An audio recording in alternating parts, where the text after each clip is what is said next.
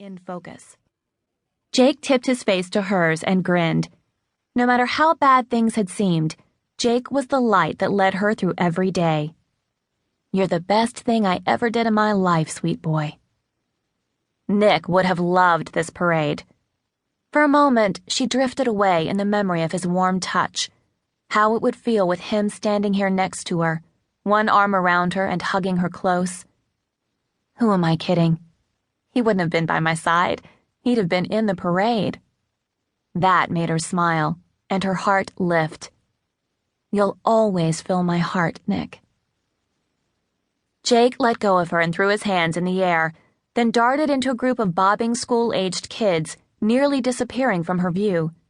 Kasey's heart lurched. She pushed away the desperate feeling that invaded her sensibilities more often than she'd like to admit.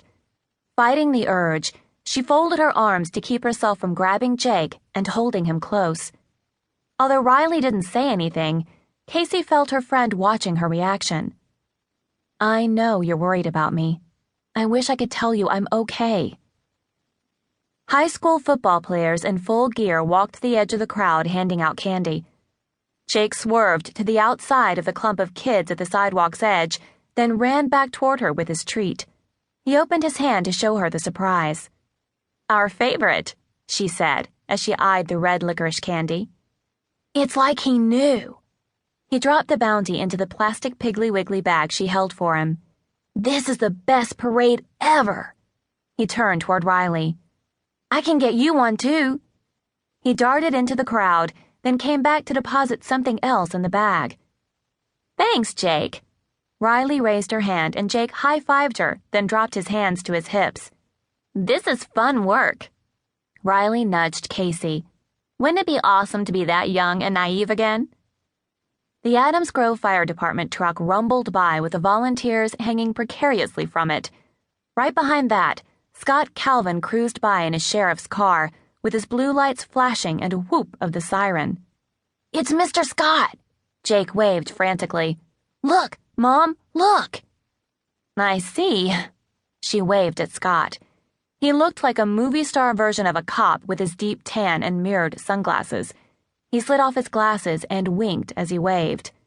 She felt the heads turning in her direction. Great.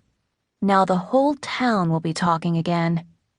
It had taken months for people in Adams Grove to finally quit trying to make more out of her friendship with Scott after he talked her into partnering with him for the chili cook-off. All she'd done was stir, but folks around here seemed to think their relationship had more fire than the chili, and that simply wasn't true. Kasey ran her fingers through Jake's sandy blonde hair as a shiny burgundy antique Woody towed a small flatbed trailer for the local veterinarian. 4 vet technicians in blue scrubs wore Elizabethan collars around their necks as they marched alongside with dogs from the local shelter on leashes. "Are they wearing those cones that keep dogs from scratching?" Riley asked. "I bet those dogs think it's Karma Day. Hilarious." Click, click. You can't make this stuff up. The thump, thump, thump, thump of the street beat filled the air. The high school band marched toward them in perfect step, lifting and lowering their instruments in unison. As they passed by, the school mascot cartwheeled and spun, holding a sign that read, "The End." The crowd started peeling away as the band continued down the street and the music began to fade.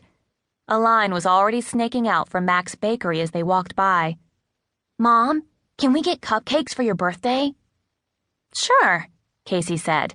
Riley shook her head.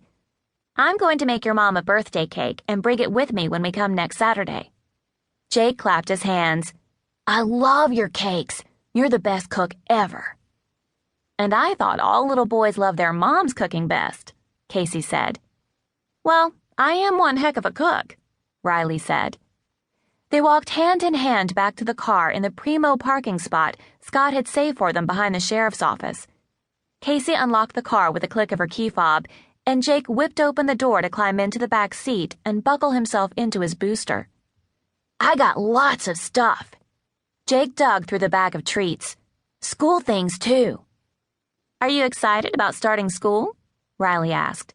"Yeah, it's going to be so cool. I'm going to put all this stuff in my lunchbox." Kasey slid into the driver's seat.